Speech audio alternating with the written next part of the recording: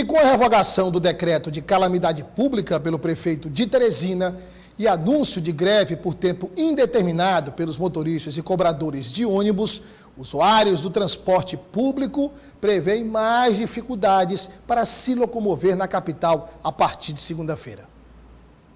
2 até 3 horas nas paradas de ônibus de Teresina.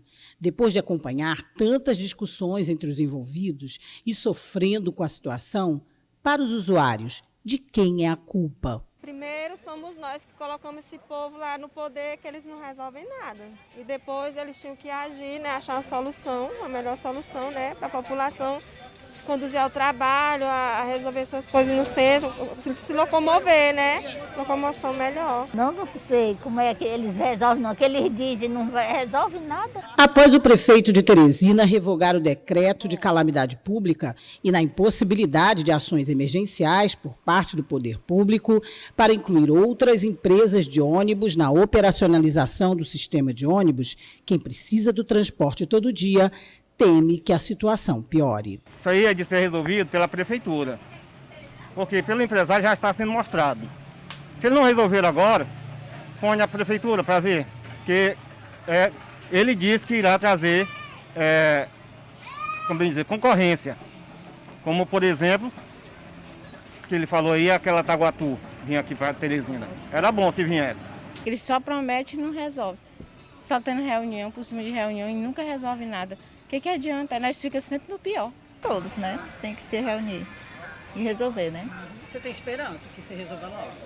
Tenho, né? Já faz um bom tempo, né? Espero que resolva logo. Insatisfeitos com os impasses na tentativa de negociações, passando necessidades financeiras com a média de salário bruto entre R$ 1.100 e R$ 1.900 desde 2019, sem ticket restaurante e plano de saúde desde o início da pandemia e com proposta dos empresários de extinção da função de cobrador e o fantasma do desemprego, na última assembleia, realizada na quinta-feira, o sindicato da categoria decidiu, mais uma vez, cruzar os braços. Tivemos sentado várias vezes com a prefeitura, com a S-Tran, eles sinalizaram positivamente a resolver essa situação, mas os empresários de forma nenhuma oferecem nada para os trabalhadores. Então, o que a gente entende é que nós não temos mais o que fazer. O próprio TRT, a Justiça do Trabalho, que era para nos defender, infelizmente estão tudo omisso. Para o vereador Edson Melo, a situação chegou ao caos e só novas rodadas de negociações poderão resolver o impasse. Tem que sentar na mesa, a negociação tem que ser permanente entre poder gestor, poder concedente, que é a prefeitura, empresários e a população e os operadores do sistema. Isso desapareceu. Então isso cada vez afasta mais o passageiro e, consequentemente, aniquila as empresas operadoras. Engraçado que eu dou toda a razão.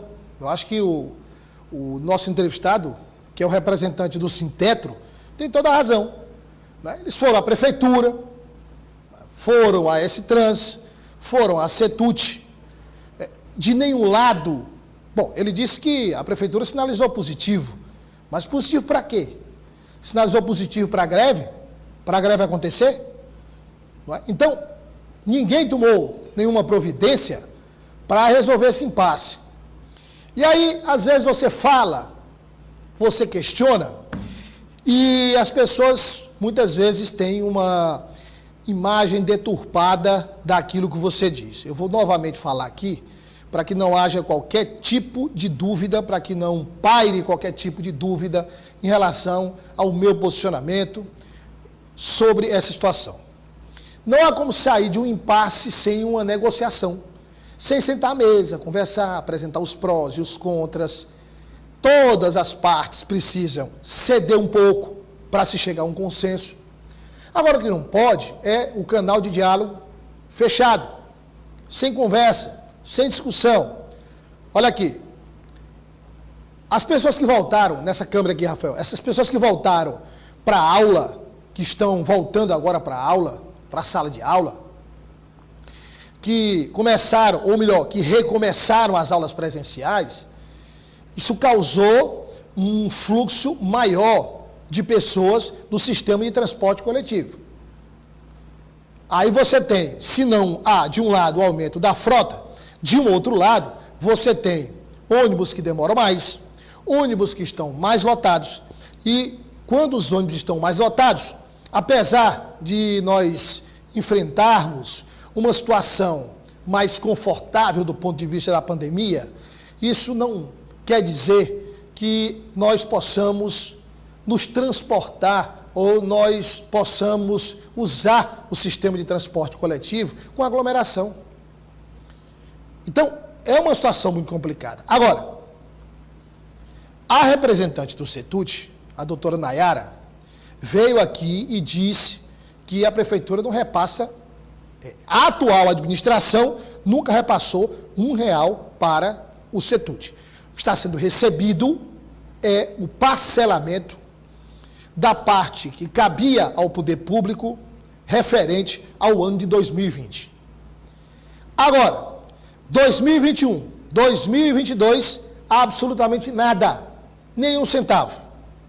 E aí, doutor Pessoa fica com bravata de um lado, bravata de outro, vou municipalizar o sistema de transporte coletivo, usando aqui uma linguagem mais ideológica, uma espécie de estatização.